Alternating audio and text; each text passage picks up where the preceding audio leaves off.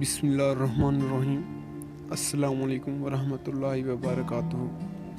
خشک کھانسی، نزلہ اور زکام کے لیے مفید اور آسان نسخہ جات۔ خشک کھانسی کے لیے مغز بادام 10 گرام، بیج دانی 10 گرام، ربل سوس 3 ماشا، ارک گاؤزبان آدھ پاؤ اور خوزہ مصری 1 پاؤ۔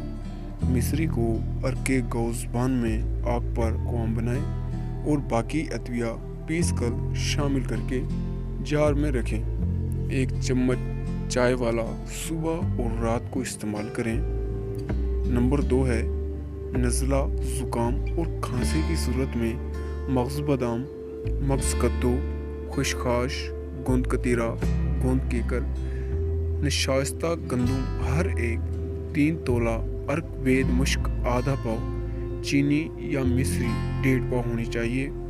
چینی کو ارک بید مشک میں قوام بنا کر باقی تمام چیزیں پیس صفوف بنا کر قوام میں شامل کریں۔